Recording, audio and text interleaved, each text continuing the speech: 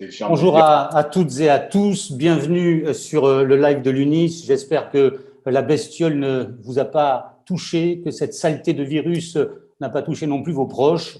On préférerait vous voir, on préférerait être à vos côtés, mais il faudra faire preuve de patience et se contenter de ce mode de communication qui finalement s'impose partout comme une évidence. Il est facile, il est réactif, il va certainement bouleverser notre mode de communication. Nous sommes ensemble pour 1 heure. 60 minutes, on va essayer de respecter ce timing. Vous nous suivez d'un peu partout, Facebook, Twitter, et puis surtout ce live.unis-imo.fr qui vous permet d'avoir normalement, et je l'espère, une liaison tout à fait correcte.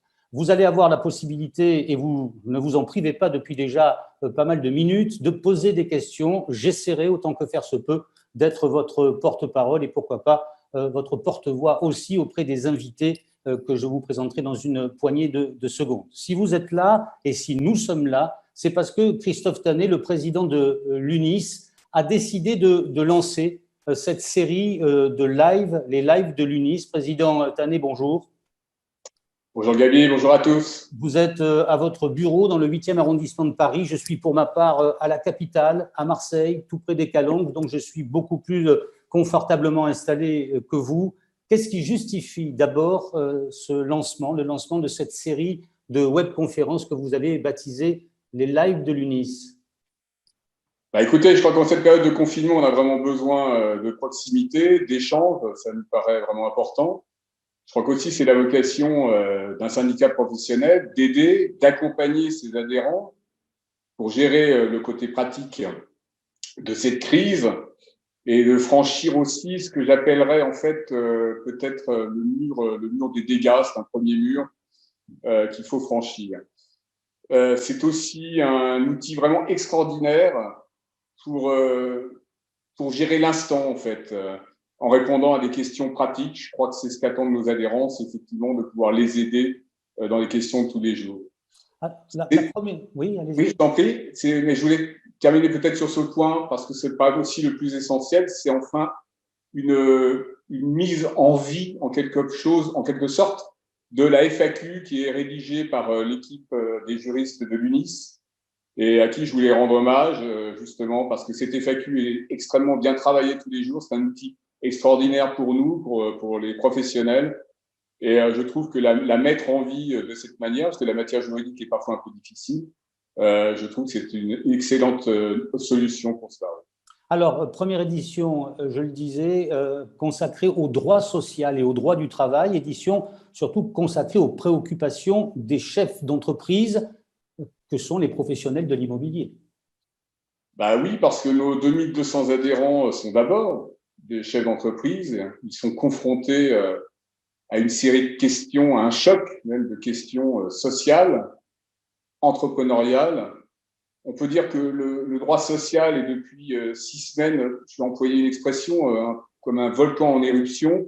Et on peut même dire que c'est presque un droit qui est actuellement en fusion. Donc, le but de cette conférence d'aujourd'hui, en fait, c'est de décrypter vraiment ce que l'on peut faire et ce que l'on doit faire. Et je suis vraiment très heureux de consacrer cette première édition au droit social parce que c'est une matière qui est extrêmement difficile, qui n'est pas toujours très aimée du grand public et aussi et même de nos adhérents. Et je voulais donc vraiment saluer Jean-Luc Jouan, le président de la commission de droit social, qui est également président du pôle Bretagne de l'UNIS, et remercier nos deux juristes qui sont spécialisés en la matière, Isabelle Leduc et Chloé Lepin, qui font un travail absolument extraordinaire. Je voulais vraiment les remercier. Alors, on va entrer dans le vif du sujet. Je vais vous présenter les personnalités qui ont accepté de nous accompagner dans ce décryptage.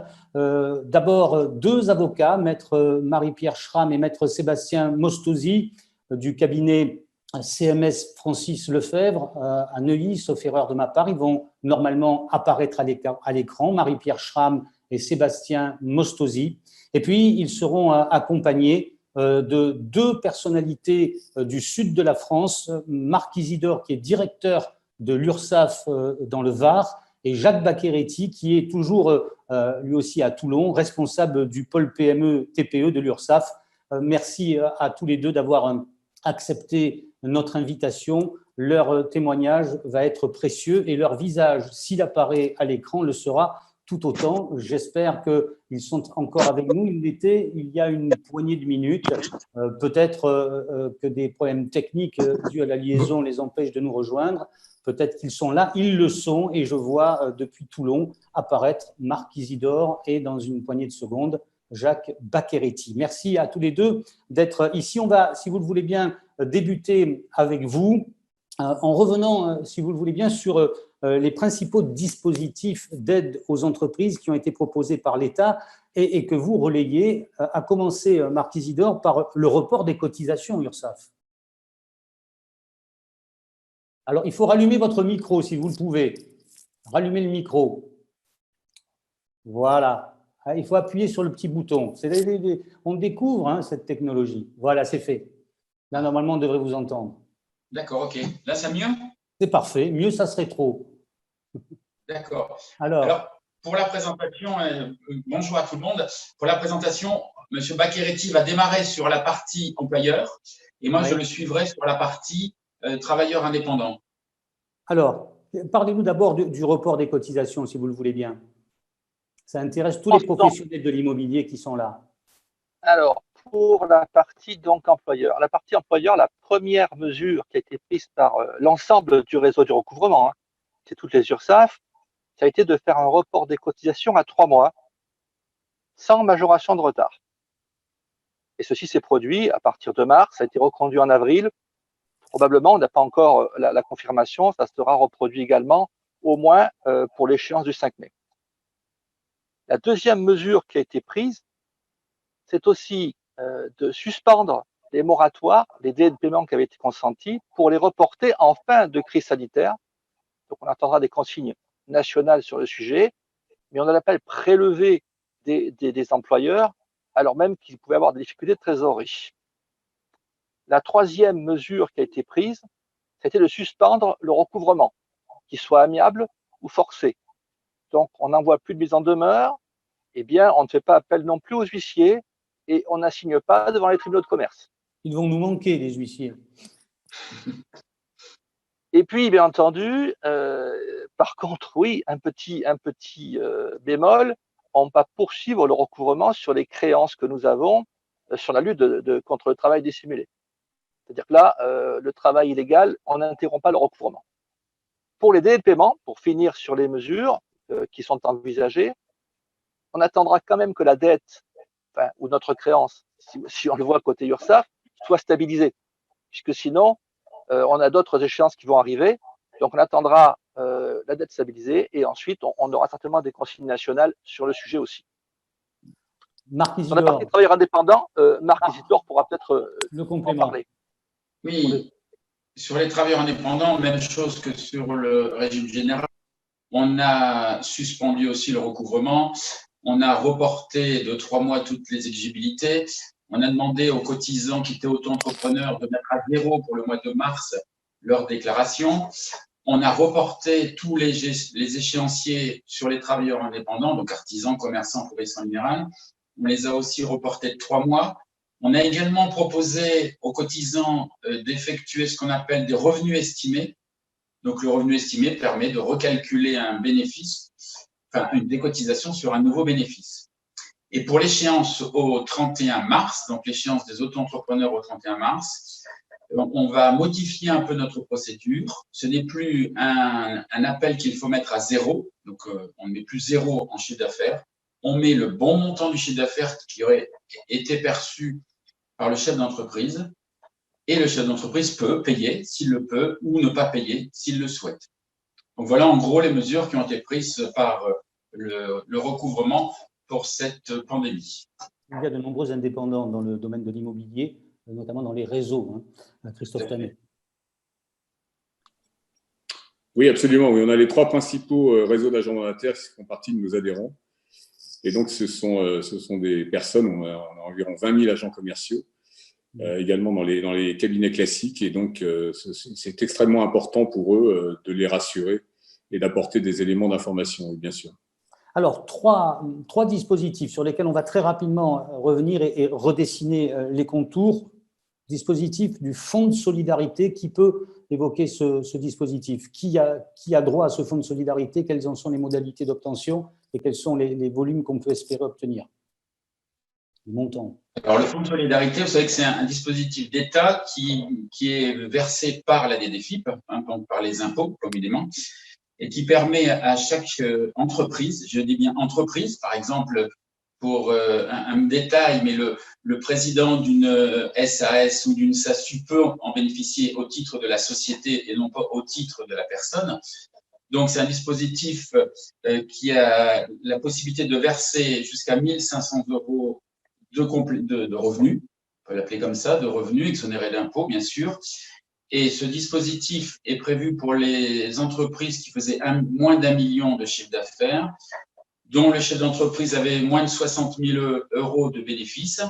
Et il y avait une condition, soit avoir fermé son entreprise par des décisions administratives, soit avoir eu une baisse de chiffre d'affaires conséquente de 50%. Moins de 10 ou moins de 20 salariés? Alors, c'était moins de 10 salariés. C'est vrai de dire moins de 20, c'est vrai qu'il y a une modification qui va être apportée sur certains secteurs où on va aller jusqu'à moins de 20 salariés. Pour l'instant, c'était moins de 10 salariés. Et il y avait aussi un complément qui pouvait être versé par les régions jusqu'à 2 000 € ou voire 5 000 €. Alors, l'autre dispositif, c'est le Fonds d'action sociale qui, lui, cette fois, est géré par l'URSSAF. Lequel de vous deux nous le présente? C'est moi, je vais vous le présenter. En fait, le Fonds d'action sociale, il y avait eu quelques petits aménagements. C'est qu'au début, on avait dit aux chefs d'entreprise qu'on pouvait le cumuler entre le Fonds de solidarité et le FAS. Il n'y avait pas les mêmes budgets. Il faut savoir que le budget du Fonds de solidarité, c'était plus d'1 milliard € pour le mois de mars. Et pour l'URSSAF, c'était 56 millions. On a reçu des dizaines de milliers de demandes, sauf que la législation a évolué et on n'obtient le fonds d'action sociale que si on n'a pas le fonds de solidarité. Donc, pas de compatibilité entre les deux. Il est destiné aux travailleurs indépendants et aux commerçants artisans. Tout à fait. Il est destiné aux travailleurs indépendants, commerçants, artisans, professions libérales. Et il est versé sous condition, il n'est pas versé automatiquement. Non, il est versé sous condition. Il fallait être à jour de ses cotisations, il fallait être inscrit avant le 1er mars.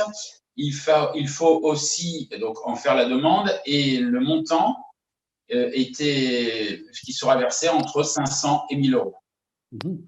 Troisième dispositif, c'est l'aide qui a été apportée par le CPSTI, le Conseil de protection sociale des travailleurs indépendants. Encore une fois, on est dans le domaine des travailleurs indépendants.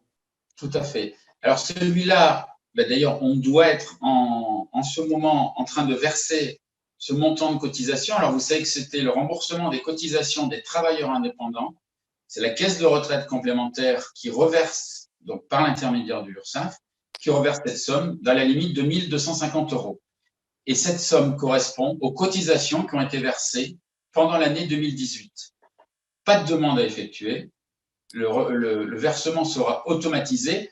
J'ai quelques chiffres. Il y a à peu près en France 1 200 000 cotisants. Donc là, ce sont des artisans et des commerçants, pas des professions libérales, pour à peu près 1 milliard €. Et ces sommes vont arriver sur les comptes bancaires de ces commerçants et artisans à compter d'aujourd'hui. Alors, encore une question qui nous revient très souvent depuis plusieurs jours. Elle va peut-être vous faire sourire, mais en tout cas, elle est posée. Est-ce qu'au fond, si je suis chef d'entreprise, je n'ai pas intérêt à ne pas régler mes cotisations parce qu'il se murmure qu'elles pourraient être effacées? Alors, c'est sûrement pas un message qu'on transmettra à tous ceux qui nous regardent. Je pense que le message d'une URSSAF, ce n'est pas de dire aux gens ne payez pas, attendez que le gouvernement exonère les cotisations, même si on sait que dans certains secteurs, par exemple les secteurs de l'hôtellerie, les cafés, hôtels, restaurants, il est vrai qu'il pourrait y avoir, on le saura demain à 17 h si je ne me trompe pas, il pourrait y avoir un plan spécifique pour ces catégories. Mais vous savez que le financement de la protection sociale est en grande partie basé sur les cotisations. Et on encaisse à peu près 500 milliards d'euros au niveau national, 30 milliards d'euros pour la région PACA. Il y a une solidarité qui doit se créer et c'est ce qu'on dit, c'est celui qui peut payer, qu'il le fasse, et beaucoup d'entreprises le font, puisqu'à ce jour, il y a une entreprise sur deux qui paye ses cotisations. Donc, et encore une fois, je ne pourrais pas gagner. Les entreprises de l'immobilier ne semblent pas directement concernées par ce qui pourrait éventuellement concerner les commerçants restaurateurs notamment. On va enchaîner avec, cette fois je vais me tourner vers nos amis avocats en leur demandant d'ouvrir leur micro s'ils en acceptent l'idée avec leurs petits doigts musclés. Des questions qui nous sont parvenues tout au long de la semaine puisqu'on avait ouvert les vannes de la foire aux questions depuis vendredi dernier. Je vous les pose assez rapidement et si vous pouvez aussi y répondre assez rapidement. Toutes les personnes, nous demande-t-on, toutes les personnes d'un même service doivent-elles suivre le même régime d'activité partielle? Cette fois, on parle de l'activité partielle. Est-ce que, par exemple, un service composé de 4 gestionnaires de copropriété, dans un service comme celui-là, on peut mettre un salarié sur 4 en activité partielle? Est-ce que c'est possible ou pas? Est-ce que l'un de vous deux, Marie-Pierre peut-être, peut nous répondre? Oui, bonjour tout le monde, Bonjour. avec plaisir. Alors l'activité partielle, ce qui est bien, c'est que c'est un régime qui est très mouvant, qui n'arrête pas d'évoluer au fil du temps, de cette période un peu difficile. Alors au plan des principes, normalement c'est un régime collectif, donc il n'y a pas forcément une individualisation et c'est vrai qu'en plus au regard du principe d'égalité de traitement, jusqu'à présent, on a tendance à dire qu'au sein d'un même service, on ne peut pas choisir l'employeur. Hein. Toi, tu travailleras pas. S'il y a une réduction d'activité à 50%, ben on met tout le monde à 50%. C'est plutôt ça l'idée que de dire il y en a 2 qui travaillent et 2 qui ne travaillent pas, pour reprendre votre exemple. Pour autant, on a une ordonnance qui vient de paraître du 22 avril 2020 qui prévoit justement l'individualisation de l'activité à temps partiel dans le cadre des plans de reprise à venir, si c'est nécessaire pour la reprise. Et là, il est prévu la possibilité pour les entreprises de prévoir une différenciation, même pour des gens qui appartiennent à un même service et à une même catégorie professionnelle, d'avoir des régimes de durée du travail différentes pour aider à la reprise. Alors, donc, cela étant, et c'est quand même essentiel, ce régime, il est subordonné à la conclusion d'un accord collectif dans l'entreprise. Alors, bon, avec toutes les modalités qui existent selon les tailles d'entreprise, selon qu'il y a des institutions représentatives ou pas, je ne vais pas rentrer dans le détail parce que c'est un peu, il y a beaucoup d'hypothèses. Et ou bien, si on ne signe pas un accord collectif, à la consultation du comité, mais ce qui est quand même très rare et qui est une innovation aussi, c'est une consultation avec avis favorable. Donc, il ne suffit pas de consulter le comité, il faut qu'il donne son accord sur le système. Donc, le principe, c'est pas de différence entre les salariés, c'est un principe global, mais bientôt, on aura la possibilité, sous réserve et avec l'accord des salariés, de modifier ça. Autre question liée à l'activité partielle, peut-on mettre en place pour un salarié 3 jours d'activité partielle et 2 jours de télétravail? Est-ce que c'est possible? Alors, ça dépend un peu, je ne sais pas très bien ce qu'on veut dire par 3 jours d'activité partielle. Est-ce que si ça veut dire 3 jours où il ne travaille pas et il bénéficie du régime de l'allocation partielle, donc en fait, il est à temps partiel, entre guillemets, il ne travaille que 2 jours et en télétravail, ça oui, ça me semble tout à fait possible. C'est-à-dire que c'est une réduction d'activité qui fait qu'en fait, il a besoin de travailler que 2 jours. Et comme le principe, normalement, si c'est possible, c'est que les gens doivent être en télétravail, l'activité sur site étant l'exception, hein, dans l'hypothèse où on ne peut pas être en télétravail, ne pas travailler 3 jours et ne travailler que 2 jours, c'est possible. En revanche, si c'était 3 jours sur site et 2 jours en télétravail, là, c'est un peu plus bizarre parce que ça supposerait vraiment qu'on a 2 types d'activités dont une ne peut se faire que sur site. Oui, ça peut exister, mais c'est un peu plus compliqué à justifier. Ésotérique, tout à fait. Alors, autre question, comment calculer la rémunération, en activité partielle évidemment, des collaborateurs payés aux variables? Bonjour à tous. Bonjour à tous, merci. Donc, du coup, cette question est relativement importante. Pourquoi? Et comme l'a rappelé Marie-Pierre, tout ce qui était en lien avec les règles de détermination du salaire, du salaire de référence nécessaire pour la détermination des d'activité partielle ont été mises en place au fil de l'eau. Et ce n'est qu'un décret du 16 avril 2020 qui est venu définir les règles de calcul de rémunération variable d'un collaborateur. Ces règles sont relativement simples. Il suffit de prendre la rémunération variable qu'a perçue le collaborateur au titre des 12 derniers mois et d'en faire une moyenne mensuelle. Si le collaborateur n'a pas travaillé 12 mois, mais seulement une partie de l'année, il conviendra seulement de faire une moyenne au titre des mois travaillés par le collaborateur. Alors, se pose évidemment la question des primes, etc. Est-ce qu'elles sont prises en compte dans le calcul de cette rémunération ou pas? Est-ce qu'il y a des choses à savoir là-dessus. Par exemple, tiens, Marie du département du Rhône évoque directement le cas des négociateurs immobiliers VRP. Est-ce qu'ils sont pris en compte pour l'activité partielle? Comment? Et comment diable calculer leur indemnité? Diable, c'est moi qui l'ai rajouté. Ça peut se comprendre parce que les règles sont relativement complexes. Alors, tout d'abord, concernant la prise en compte des VRP dans le cadre du dispositif, initialement, ils n'étaient pas pris en compte. Mais le gouvernement, on va dire, avec les discussions de certaines organisations patronales, dont l'UNIS, a décidé d'incorporer les VRP au dispositif d'activité partielle. Donc, du coup, aujourd'hui, même s'ils ne sont pas soumis à la durée du travail, les VRP rentrent en compte dans le cadre du dispositif d'activité partielle. Le décret du 16 avril a également érigé des règles spécifiques afin de déterminer le montant de l'indemnité partielle qui leur seront attribuées. Ces règles, je vais vous exposer, mais pour être franc, elles ne sont pas forcément très claires. Il y a encore des zones d'interrogation.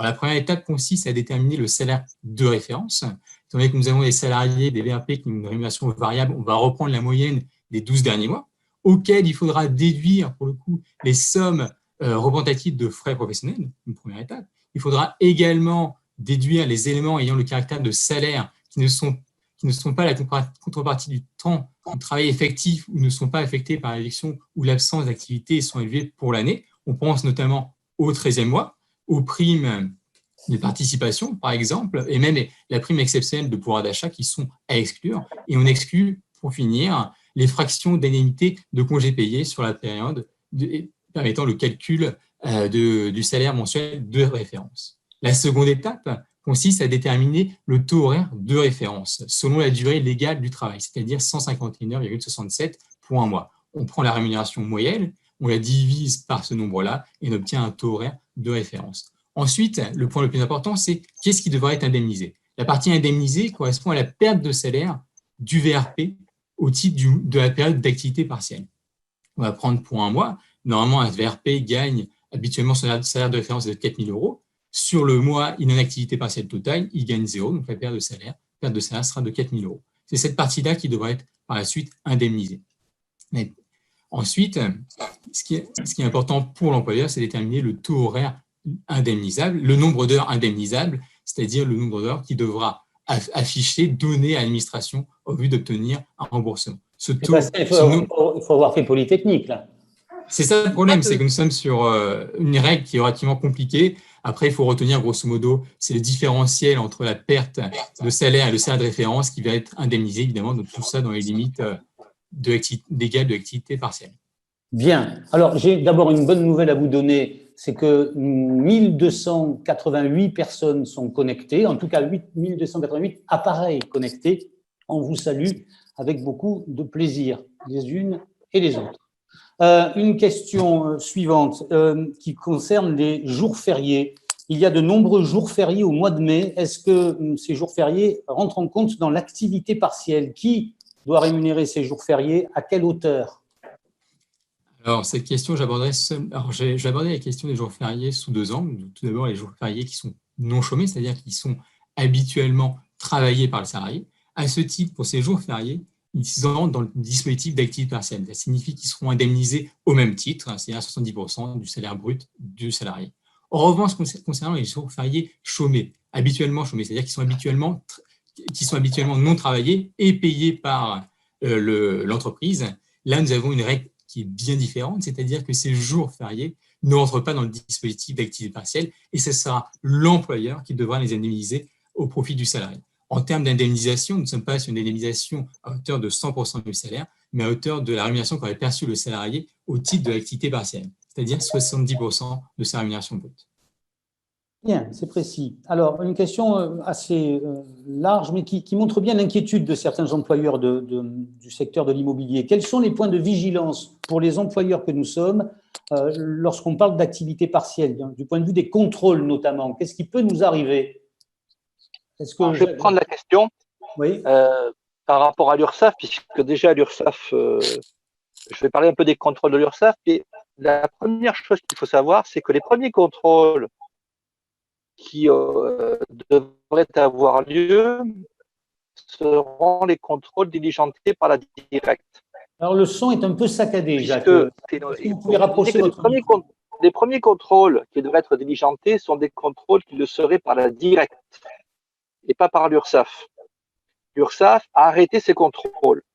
Ça ne veut pas dire qu'elle ne les reprendra pas et qu'a posteriori, elle ne pourra pas faire des contrôles, notamment sur les déclarations d'activité partielle, et à mon avis, en lien avec la directe, puisque les corps de contrôle ont des liaisons entre eux, se font des liaisons entre services. Mais c'est la directe qui, normalement, devrait être la première à contrôler, puisque déjà, le site du ministère du Travail fait apparaître des points de vigilance, et notamment en matière de déclaration, puisque le dispositif d'activité partielle est un dispositif déclaratif, et surtout des déclarations pour des employés qui pourraient être déclarés en activité partielle alors qu'ils sont en télétravail. Ça, c'est un point de vigilance. Ne pas mettre un salarié en activité partielle alors qu'on peut le mettre en télétravail ou qu'on le met en télétravail. Pareil pour un salarié qui serait en congé et qu'on mettrait intégralement en activité partielle. C'est un autre point de vigilance. Et ensuite, un troisième point de vigilance, ce serait d'employer un salarié à autre chose, par exemple, que son activité, alors qu'on l'a déclaré en activité partielle, on lui ferait faire autre chose. Voilà des points de vigilance, 3 points de vigilance que le ministère du Travail souligne, sachant que derrière, c'est de la fraude, c'est donc du travail illégal, et derrière, ça veut dire qu'il y a des mesures assez coercitives, puisque d'abord, il faudrait rembourser les sommes qui auraient été versées.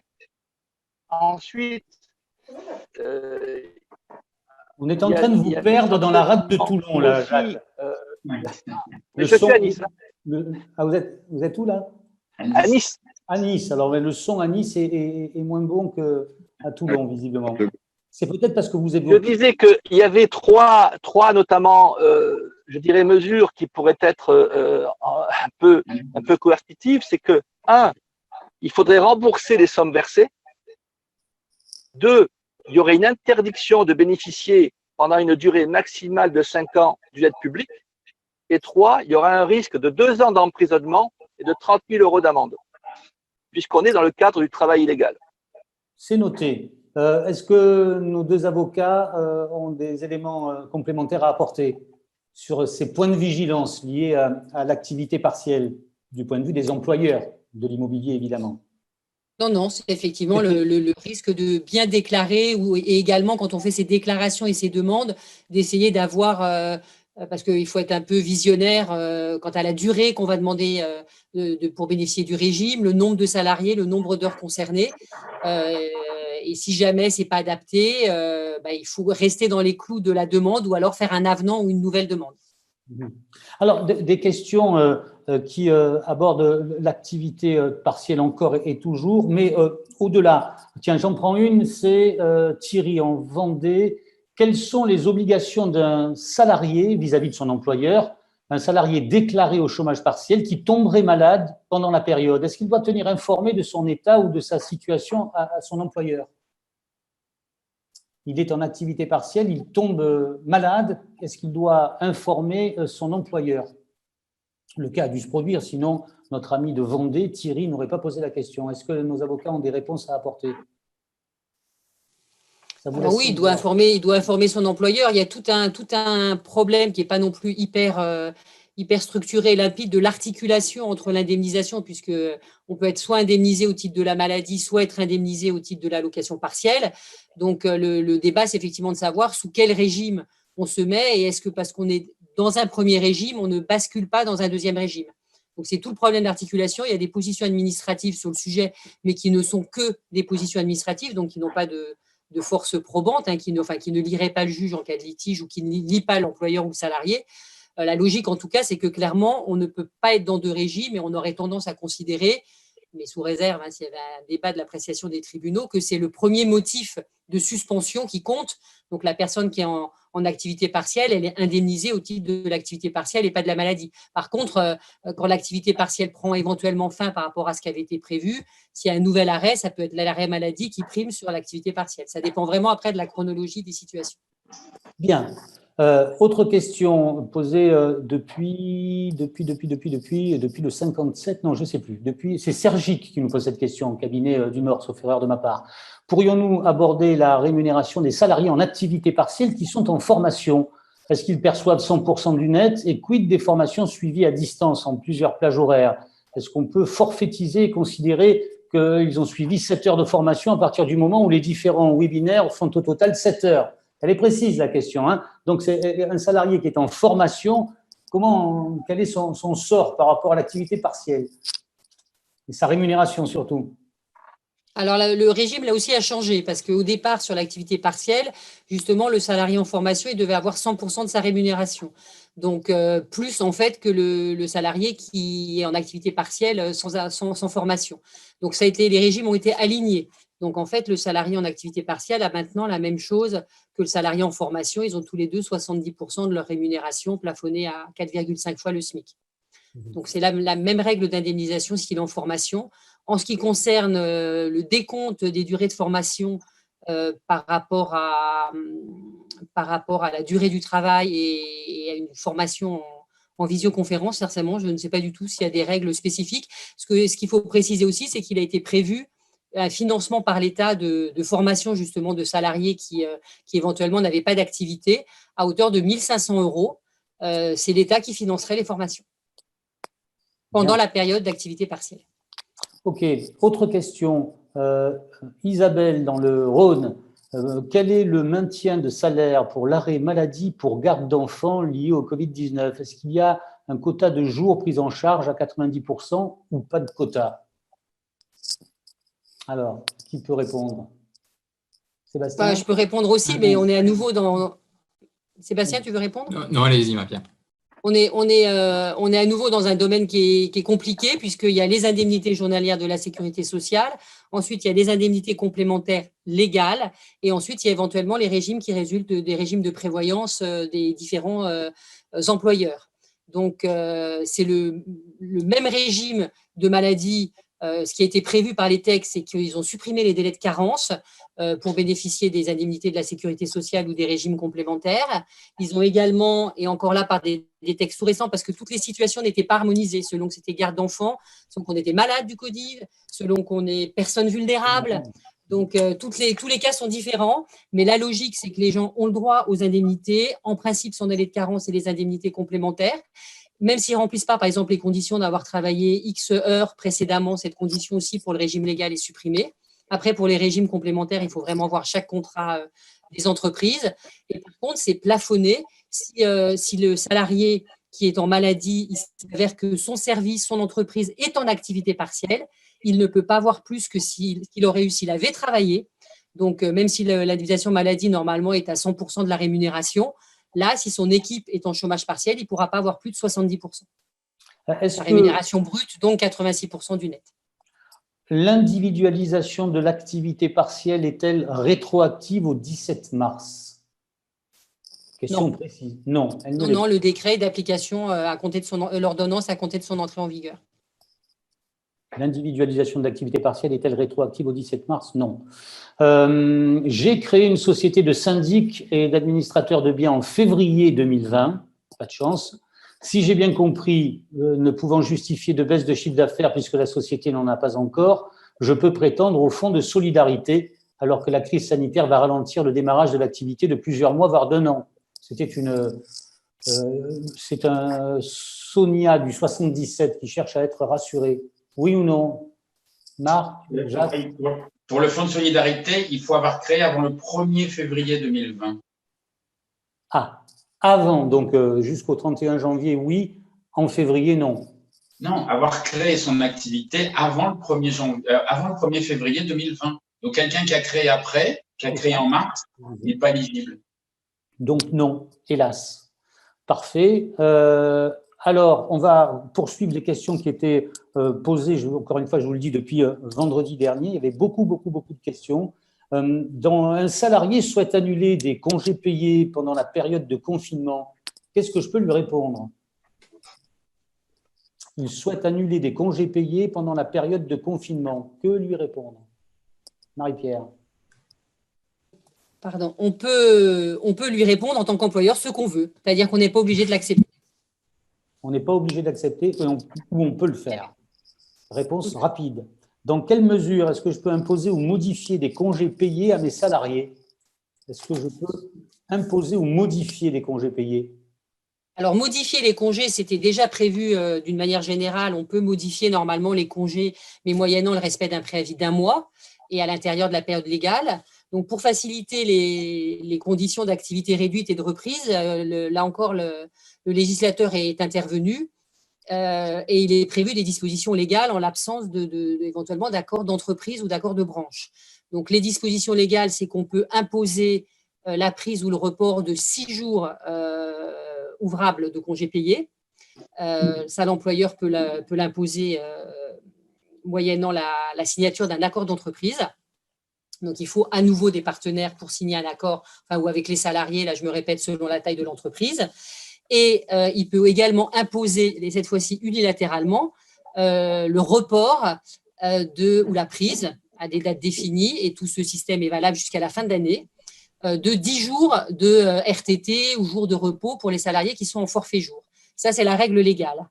Après, dans le domaine de l'immobilier, les syndicats patronaux et salariaux, et notamment donc l'UNIS, ont signé un accord de branche pour aider les entreprises, notamment qui ne seraient pas en mesure de signer des accords d'entreprise, avec des dispositions, un accord récent du 20 avril, que j'ai là sous les yeux, et donc qui s'applique aux adhérents, notamment de l'UNIS, et qui prévoit la possibilité, alors qui ne s'applique, je le précise, qu'à titre supplétif. Donc, si les entreprises veulent signer leur propre accord, ou si elles veulent appliquer les règles légales des 10 jours et pas signer d'accord, elles peuvent.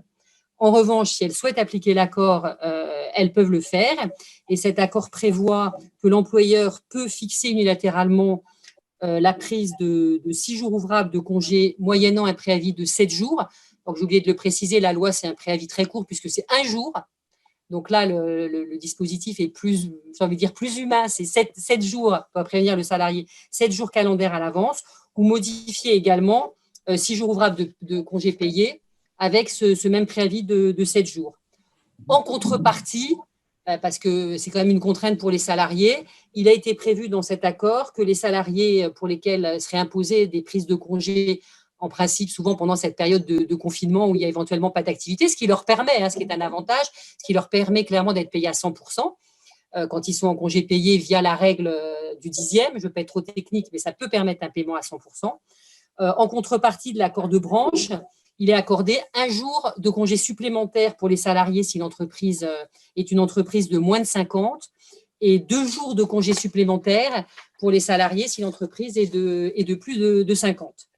Et si cet accord de branche, si je veux le reprendre, Monsieur le Président, in extenso, si cet accord de branche est appliqué, l'employeur ne pourra pas imposer la prise de plus de 5 jours de RTT, alors que la loi, comme je vous le disais, c'est 10 jours. Là, c'est limité à 5 jours pour imposer la prise unilatérale de jours de RTT. Je crois que j'ai à peu près donné toutes les mentions de cet accord de branche. Ok. Alors, on va parler des gardiens d'immeubles. On a toute une série de questions qui concernent ces professions. La première, pour rester sur la question des congés, peut-on ou doit-on imposer aux gardiens d'immeubles de prendre leur solde de congé avant fin mai 2020, ou bien pouvons-nous leur accorder un report sur l'exercice prochain, ou bien encore leur payer leur solde de congé? Est-ce que quelqu'un a la réponse? On parle des gardiens d'immeubles. Peut-on ou doit-on imposer aux gardiens d'immeubles de prendre leur solde de congé avant fin mai?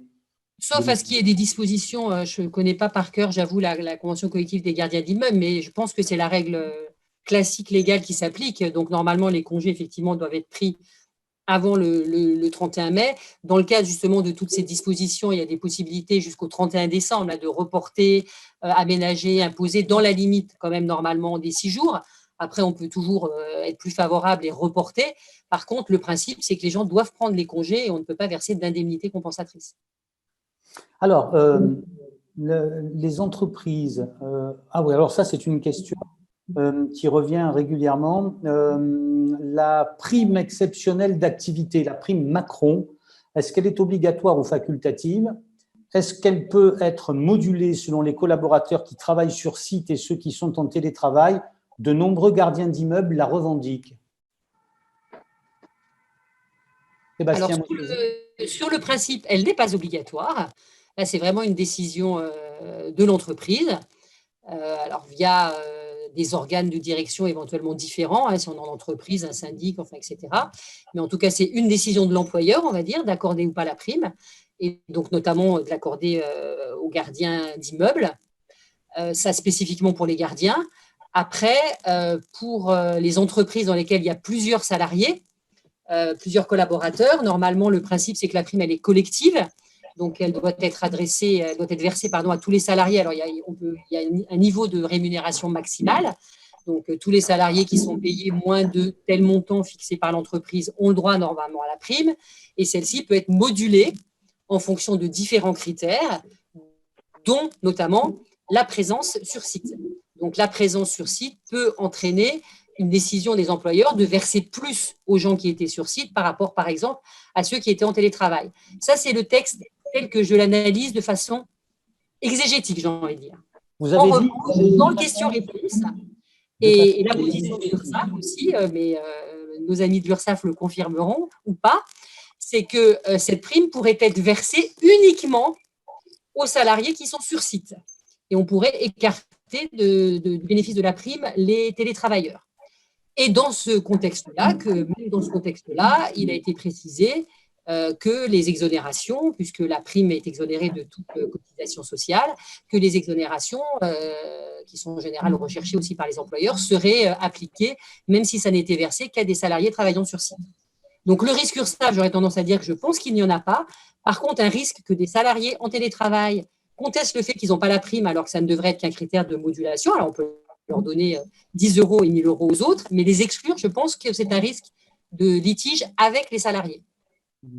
Alors, deux membres de l'UNIS nous ont rejoints. Je les salue. Jean Berthoz, qui est le président de l'UNIS Marseille, et puis Patrick Lozano, le président UNIS Lyon-Rhône. Patrick, vous vouliez intervenir sur cette affaire des gardiens d'immeubles, notamment. Oui, je voulais intervenir. D'abord, bonjour à tous et bonjour à tous ceux qui nous regardent. Ils sont, Patrick, 1740, en tout cas 1740 appareils sont connectés. Merci de me donner un peu plus de pression dans ce que je vais dire. Donc, pour répondre directement à votre question, cette prime est complètement facultative. Mais dès le début de la pandémie, notre président, M. Macron, nous a fait comprendre que nous étions en guerre. Nos gardiens et employés d'immeubles ont été mis en première ligne, il ne faut pas l'oublier. Ils ont continué à assumer les tâches sur les poubelles, nettoyage des parties communes, et tout le travail que peut faire un gardien dans une copropriété. Je ne suis pas sûr que tous aient obtenu les protections nécessaires dès le début de la crise sanitaire. Alors, au regard des remontées terrain, il serait normal de récompenser les hommes et les femmes qui ont œuvré pour le bien de tous, malgré, je le sais, pour en avoir vu et entendu certains par téléphone, la peur au ventre. En tout cas, c'est la consigne que nous donnerons à nos adhérents à Lyon. Et bien sûr, cette recommandation devra s'appliquer au cas par cas, puisqu'il y a des gardiens qui ont joué le jeu et d'autres pas. Est-ce que vous avez une question à poser à nos juristes ou aux représentants de l'URSSAF ? Je voulais profiter de la présence de deux juristes aujourd'hui pour leur poser la question suivante au niveau de la prime Macron. Est-ce que cette prime pourrait venir compenser la perte de salaire sur certains salariés qui, dans nos cabinets, sont en chômage partiel? Je rappelle que ces personnes perçoivent aujourd'hui 84% de leur salaire net. Donc, est-ce que la prime Macron peut être un outil permettant de compenser cette perte de salaire? Alors, je précise parce que ça n'est pas indiqué sur le script qui est sous votre visage que l'un et l'autre, maître Marie-Pierre Schramm et Sébastien Mostosi, représentaient le cabinet CMS Francis Lefebvre à Paris. Merci en tout cas d'être avec nous et de faire preuve d'autant de précision dans vos réponses. Alors, est-ce que l'un de vous deux peut répondre à cette question de Patrick Lozano pour les autres salariés qui espèrent que leur perte de revenus due à l'activité partielle soit compensée grâce à la prime Macron? Est-ce que pour l'employeur de l'immobilier, ce sera possible d'utiliser cet outil? En tout cas, ce n'est pas l'objectif principal initial de la prime Macron, mais après, rien n'empêche l'employeur d'utiliser la prime Macron pour pouvoir essayer de compenser au maximum la perte de salaire due à l'activité partielle. Après, il faut que l'employeur fasse un comparatif entre une activité complémentaire à celle de l'activité partielle et le versement de la prime Macron pour voir ce qui correspond le mieux, étant donné que les régimes sociaux sont peu ou prou identiques dans les deux situations. Alors, pour la prime Macron, nous indique Eric, qui n'a pas précisé sa situation géographique. Pour la prime Macron, sauf erreur de ma part, pour les gardiens d'immeubles, elle doit être décidée en assemblée générale et nous ne pouvons pas faire d'assemblée générale en ce moment. C'est un peu la limite de l'exercice, si l'on en croit la précision que nous apporte Eric.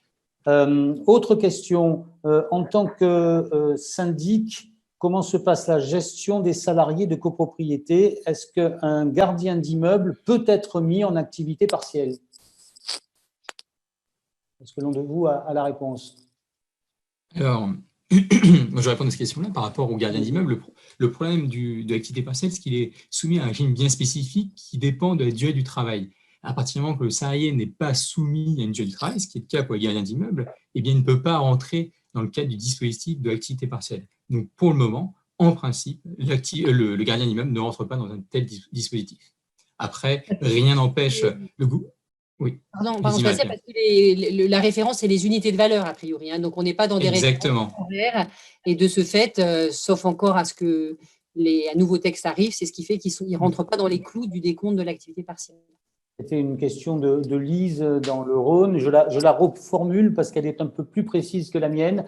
Nous avons une population gardien non soumis à durée du travail, mais dont l'activité, vous le disiez, est mesurée en UV. Nous aurons à gérer l'activité partielle des salariés vulnérables actuellement en arrêt dérogatoire et nous allons devoir passer en activité partielle à compter du 1er mai 2020. Suite au communiqué de presse du ministère du Travail le 17 avril, comment allons-nous faire pour gérer le dispositif ne semble pas prendre en compte ce cas. Pouvez-vous nous éclairer l'activité partielle des salariés vulnérables? Alors, par rapport à ce point-là, je pense qu'il faudra attendre une confirmation, mais en tout cas, ce qui est sûr certain, c'est qu'on a la loi rectificative de financement pour 2020 qui a mis en place l'ensemble des mesures permettant le passage en activité partielle. Donc ça, c'est le premier point. Et cette loi prévoit qu'un salarié qui ne remplit pas les conditions initiales d'activité partielle pourrait rentrer dedans. Mais après, il faudra quand même avoir une précision concernant des types de salariés atypiques, comme les gardiens d'immeubles, parce qu'aujourd'hui, je ne pense pas qu'on puisse donner une réponse certaine sur ce point-là. À partir du 11 mai, quid de l'arrêt de travail dérogatoire pour garde d'enfants et personnes vulnérables? Qui connaît la réponse?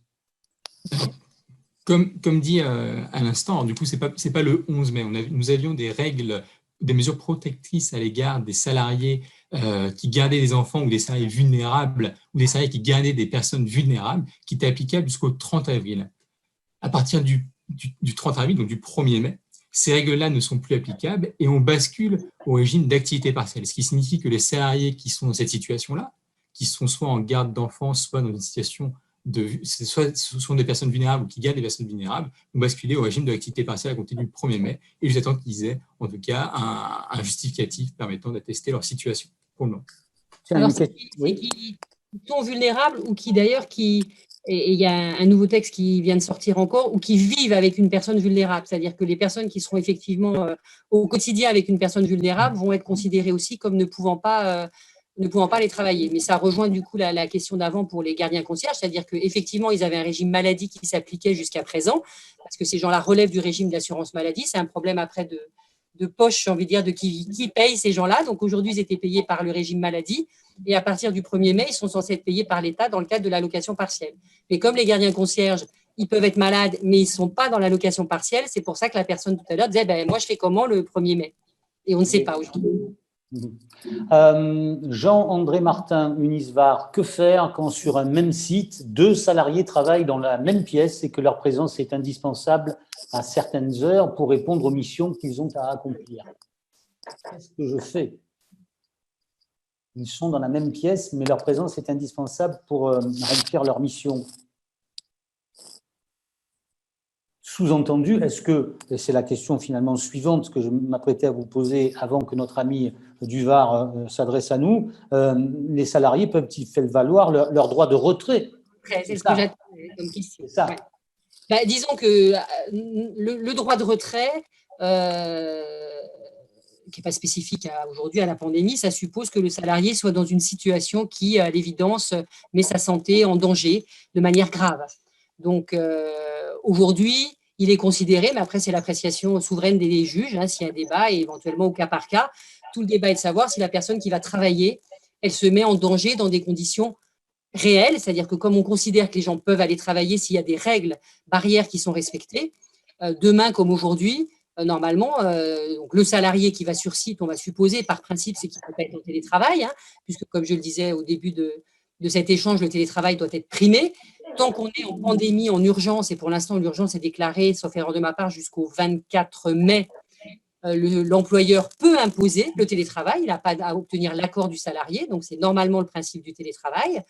Si la personne doit aller sur site, il faut que les règles barrières et toutes les règles de sécurité soient respectées. Donc, 2 personnes dans une même pièce, pourquoi pas? Il faut respecter les distances. Il faut éventuellement, on le saura un peu plus peut-être demain, avoir un masque. Il faut que les zones soient désinfectées, que s'il y a un problème de maladie détectée… Gel hydroalcoolique. Voilà. Et si tout ça est respecté, normalement, le droit de retrait ne devrait pas être recevable. Bien. Alors, Jean Berthoz réclame la parole, président de l'UNIS Marseille-Provence. Jean, allez-y. Oui, bonjour, bonjour Président, bonjour à tous. Là, cette question, justement, c'est une question assez importante sur laquelle on a pas mal échangé et discuté. Donc, c'est pour ça que j'aimerais bien essayer de la reformuler pour voir quel est votre avis sur le point, parce que depuis le début du confinement, on se réunit régulièrement à travers des différentes commissions, réunions de travail, et ces réunions et différents échanges permettent d'avoir le pouls des professionnels de l'immobilier, en tout cas sur Marseille me concernant. On a constaté que la profession a su s'adapter dès la première heure, entre autres, comme on parle depuis le début, avec la mise en place du télétravail, la modification des process, l'organisation du traitement des urgences, etc., etc., etc. Tout ça pour garder un lien fort au sein des équipes et avec l'ensemble de nos clients. Alors, les entreprises ont chacune mis en place une organisation qui leur est propre. Mais on observe de manière pratique que malgré le télétravail, malgré le confinement, les entreprises continuent à avoir entre 10 et 40% de leur effectif sur site. Alors, pour diverses raisons, hein, parce que certaines tâches ne sont pas numérisables, ou du moins le sont difficilement. Si je prends par exemple la remise des clés aux entreprises, la réception du courrier, le traitement des chèques, hein, on est en France, donc on envoie encore beaucoup de chèques. Et ma question, ça concerne justement ces personnes qui sont actuellement au sein de l'entreprise, parce que les gérants font preuve de bienveillance, les salariés font preuve de bon sens, mais au-delà de ce bon sens, de cette bienveillance, est-ce qu'il y a aujourd'hui et depuis le 16 mars des obligations précises? On parle de la question du port du masque, des affiches, des documents d'information à remettre en main propre. Quand des salariés sont sur leur poste de travail, est-ce qu'aujourd'hui, on ne parle pas de la reprise, hein, c'est ça, c'est ça. Je précise bien, on sait qu'il va y avoir des textes qui vont arriver. Là, on nous parle d'un déconfinement pour le 11 mars, au 11-12 mars. Mais aujourd'hui, qu'est-ce qu'il en est de la responsabilité des dirigeants vis-à-vis des équipes? Alors, quelle est la responsabilité de l'employeur aujourd'hui, à ce jour, dès lors que ces salariés sont sur leur poste de travail? Quelles règles de précaution doit-il prendre pour se parer juridiquement? Est-ce que vous avez la réponse?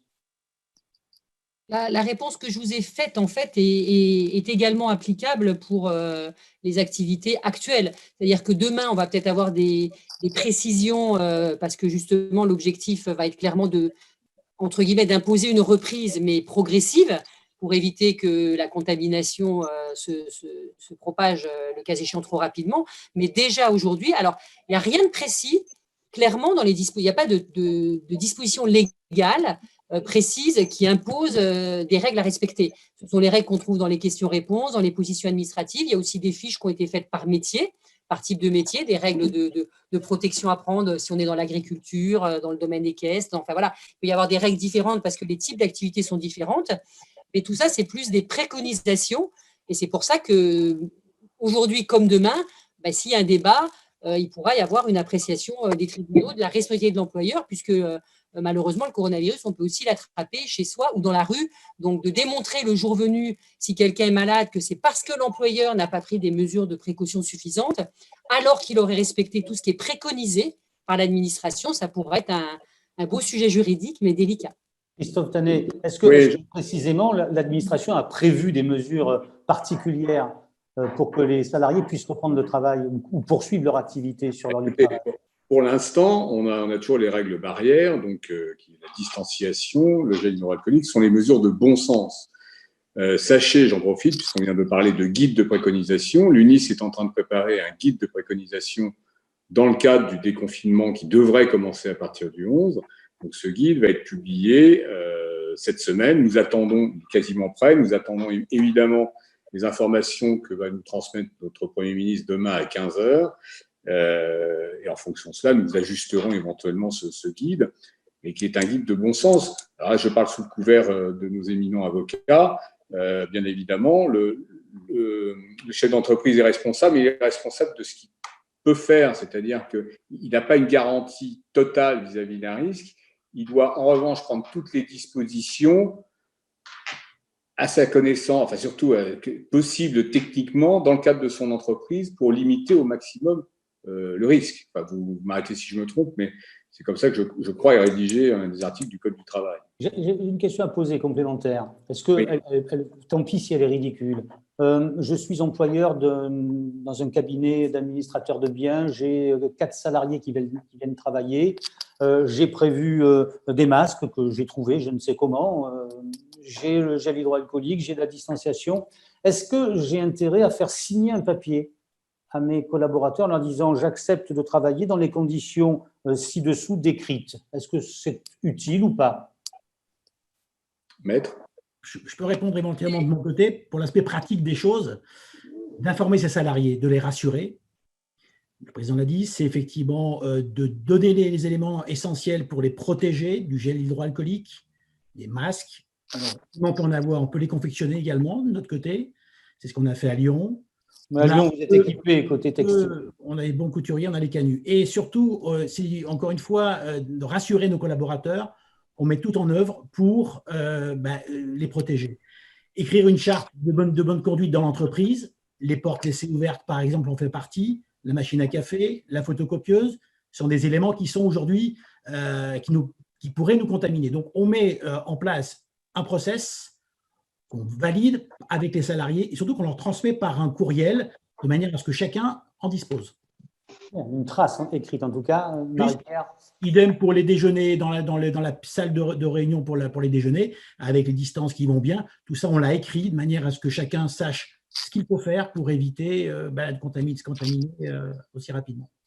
Marie-Pierre. Je crois que là-dessus, Patrick a tout à fait raison. C'est-à-dire que ce qu'il faut, c'est pouvoir prouver qu'on a pris toutes les mesures qui sont opportunes.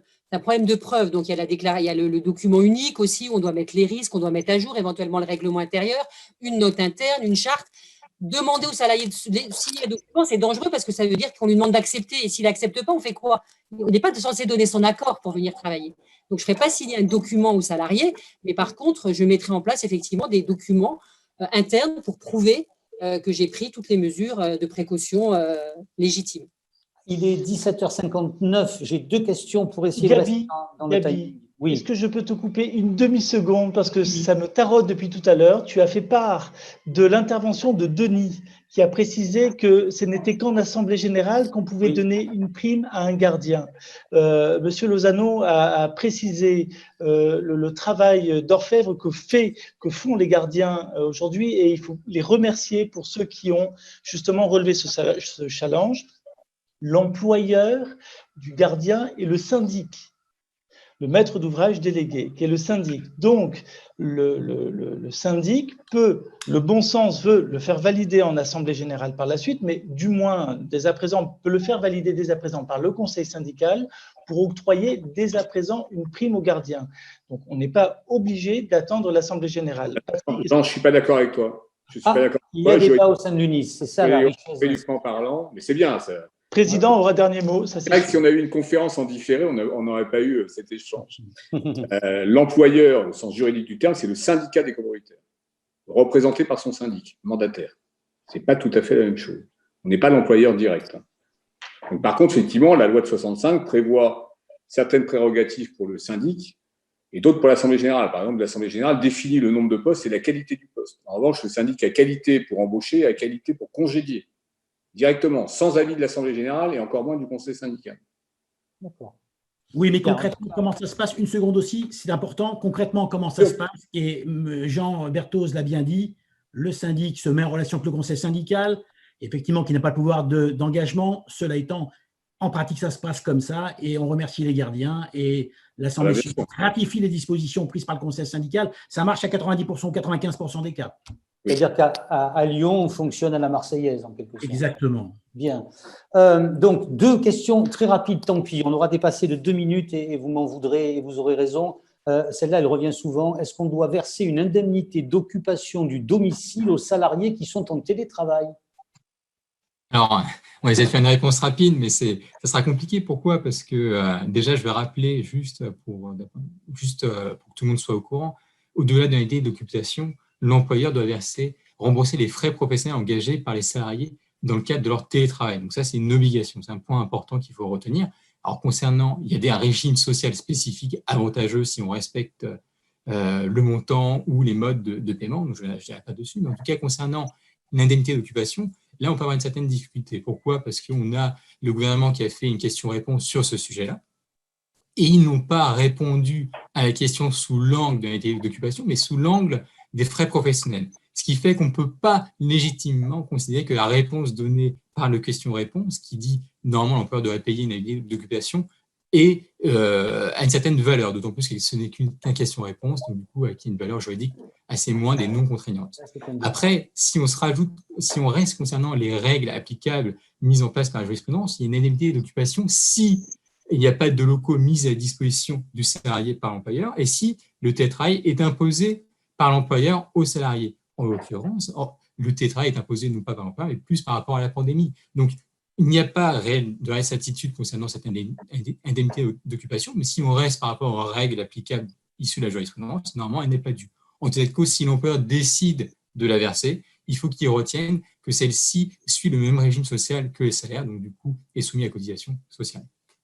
Bien, merci beaucoup. La dernière question sera pour nos amis de l'URSSAF. Est-ce que l'URSSAF va faire preuve d'indulgence dans les contrôles à venir? Est-ce que le droit à l'erreur sera retenu? Est-ce que les contrôles se feront sur pièce ou sur place? Alors, serez-vous indulgent? Alors là, je vais répondre, mais il y a 2 choses. Il y a le contrôle sur pièce. Le contrôle sur pièce est à distance. Ça veut dire qu'on demande des pièces, le contrôleur sur pièce demande, les reçoit, examine les pièces. Évidemment, il sera indulgent, mais ce contrôle sur pièce aujourd'hui est encore possible sur demande expresse du cotisant qui est contrôlé. D'accord. Le contrôle sur place, c'est ce qu'on appelle le contrôle comptable d'assiette. De toute façon, il n'y a pas encore reprendre parce que n'oublions pas, les inspecteurs se rendent sur place, donc rencontrent les gens. Et par conséquent, je ne pense pas que ça ne sera pas avant la rentrée, sinon en fin d'année, que ça pourra se refaire. Et de toute manière, l'URSSAF sera indulgente. Et n'oublions pas, le droit à l'erreur, on l'applique et on l'appliquera. Donc, ayez confiance là-dessus. L'URSSAF tiendra compte de la crise que nous traversons. Marc, vous nous confirmez? Oui, tout à fait. Je vous confirme que les propos de Jacques, qui sont très bien dits, il est vrai qu'après la crise, la première mesure qu'on devra faire, c'est d'accompagner les entreprises. C'est-à-dire qu'on accordera sûrement des délais très longs aux entreprises qui auront de grosses difficultés. Donc, on ne va pas d'un côté accorder des délais et de l'autre aller sanctionner et faire un redressement sur une entreprise. Donc aujourd'hui, le maître mot, c'est accompagnement des entreprises et adaptation en fait aux difficultés qu'ils ont pu connaître pendant cette crise. Mais les contrôleurs, on ne verra pas les contrôleurs avant la fin de l'année, ils vont nous manquer. Alors la seule nuance, ça sera peut-être le travail illégal. Ah, là par contre. Ouais. Ça, c'est autre chose. Et ça, à mon avis, on ne sera pas indulgent. Voilà, il a raison. Christophe Tanet, on a débordé de 5 minutes et je m'en excuse. 1h05 de débat assez passionnant, de questions précises assez passionnantes. D'abord, quel est votre sentiment par rapport à ce qui vient de se passer et prochain rendez-vous sur quel thème? Juste une petite précision, parce qu'on a évoqué, notamment Jean a évoqué à juste titre que les professions de la gestion et du syndic de copropriété fonctionnaient assez bien, ce qui est vrai avec le télétravail. Je rappelle que la profession de l'immobilier couvre quand même un certain nombre de domaines, et notamment la transaction, et que les transactionnaires purs souffrent énormément et sont en déshérence totale, et que bien évidemment, on est là pour les aider, pour le service juridique est là. Nous sommes là, les élus sont là pour évidemment les aider et essayer de trouver avec eux des solutions les plus avancées. Alors d'abord, je voulais vraiment vous remercier parce que j'étais ravi en début, je l'ai dit en début, j'étais ravi vraiment d'avoir organisé cette conférence avec le droit social, parce que j'estime que c'est une matière vraiment difficile, et donc je trouve que c'est la valoriser en commençant nos live IMO par ce thème. Et je vais vous donner rendez-vous la semaine prochaine, puisqu'on a décidé effectivement que ce soit hebdomadaire, à 17h tous les lundis. Il y aura un live IMO de l'UNIS, à chaque fois sur un thème différent. Alors bien évidemment, l'actualité, on marche tous step by step, quasiment au jour le jour. Bien évidemment, on s'y adaptera, mais le prochain thème, ce sera évidemment le thème du déconfinement. Et nous attendons évidemment tous, avec impatience, les informations que va nous transmettre demain Édouard Philippe à 15h. Donc le 4 mai, même heure, le déconfinement, même heure, même endroit. De la reprise. Grand merci à Emmanuel Fèvre qui était aux manettes depuis Montpellier à la technique, Chloé Lepin qui a organisé en grande partie cette visioconférence, et surtout à nos intervenants, Marc et Jacques Ursaf, qui sont de fidèles amis et qui ont l'habitude maintenant de venir au contact des professionnels et des entrepreneurs, et puis maître Marie-Pierre Schramm et Sébastien Mostosi du cabinet parisien dont le nom m'échappe. Oui, Francis Lefebvre, évidemment, comment peut-on oublier? Inoubliable. Merci à Marseille, merci à Lyon, merci à tous. Vous étiez jusqu'à 1852 connectés, appareils connectés. Nous sommes très heureux d'avoir répondu visiblement à une demande, et donc au 4 mai prochain. À bientôt.